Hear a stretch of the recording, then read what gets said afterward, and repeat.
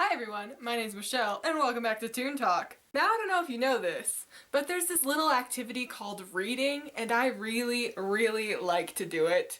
Like a lot. In fact, some of my favorite things of all time to read are comic books. Now I know a lot of people are under the misconception that comic books automatically equal superheroes, but I am very happy to report that in this day and age that is definitely not the case. Now I often have people asking me where they should start reading comic books, which is a very valid question because there's just so many different things out there that you could potentially read. But my recommendation for newbies is always find a cartoon that you really like, then check out the comic book series, because 9 times out of 10, if the show that you like is popular enough, there will be a comic book series. So today I thought I would walk you through my own personal stack of cartoon related comic book series and tell you what I think is good and what isn't good and where you can purchase them and all that fun stuff. Also, general thing you should know that you probably already know, but I'm just going to tell you just in case. Comic books tend to come in one of two forms, one being just single issues that are like this, a kind of tiny magazine of sorts,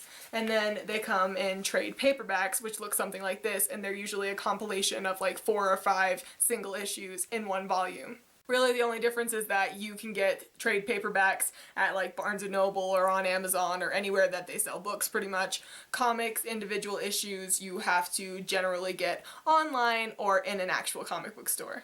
Also, if you like this video and you want more bookish recommendations, you can check me out on my other channel, youtube.com/I'mNotAWorm. I'll put a link somewhere. Now on to the comics!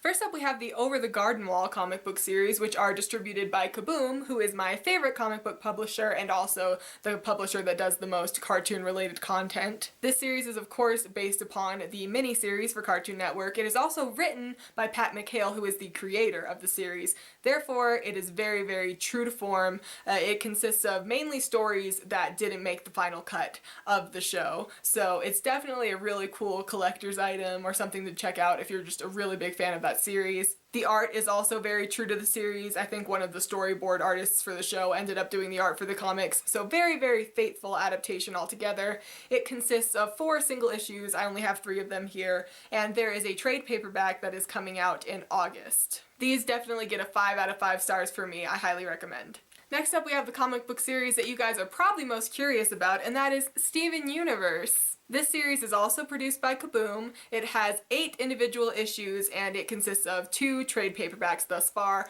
of which I've only read this first one. Now this comic book series tends to be a little bit different than some of the other ones that I'm going to recommend to you because each issue contains a couple of mini-stories rather than one long continuous story that continues throughout the volumes. And because of that, the art and the narration varies a lot depending upon who wrote and illustrated each individual story. Overall, I feel like this first volume is a lot of fun and it's definitely targeted more towards younger readers, but it's not essential to the series whatsoever and you can skip it if you want to.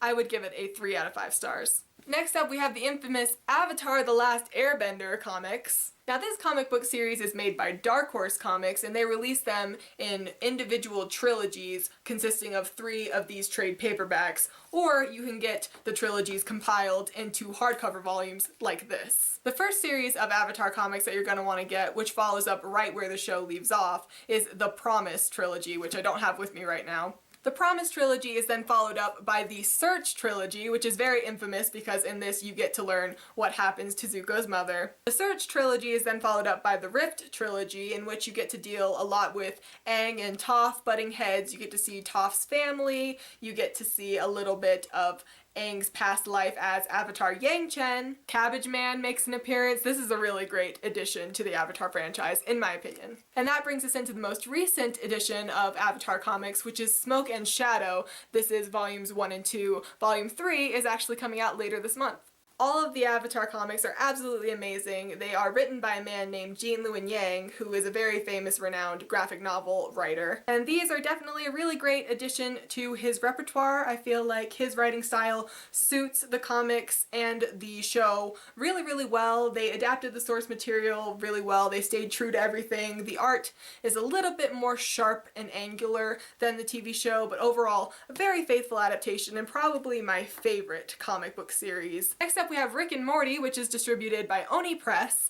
There are currently 12 issues of the series and one trade paperback with another one coming out on April 27th. As of right now, I've only read this first trade, and I really enjoyed it. It's funny, it's charming, you get to see Scary Terry in this, lots of references to the original show, as well as a completely new story and new adventures and fun things with your favorite characters. I would definitely recommend it. I ended up giving it 4 out of 5 stars. Next up we have Bravest Warriors, which is produced by Kaboom. It currently has 36 issues and 6 trade paperbacks, of which I've only read Volume 1 and this Loot Crate exclusive entitled Tales from the Hollow John. Now, as much as I love Bravest Warriors, which is a web cartoon produced by Frederator Studios, the people that make Adventure Time and Be and Puppycat, etc., I love that show. But these comics, from what I've gathered, seem very inconsistent to me. Some of the stories were okay, and some of them were just really boring and pointless in my opinion. The art was all over the place, depending upon who did it.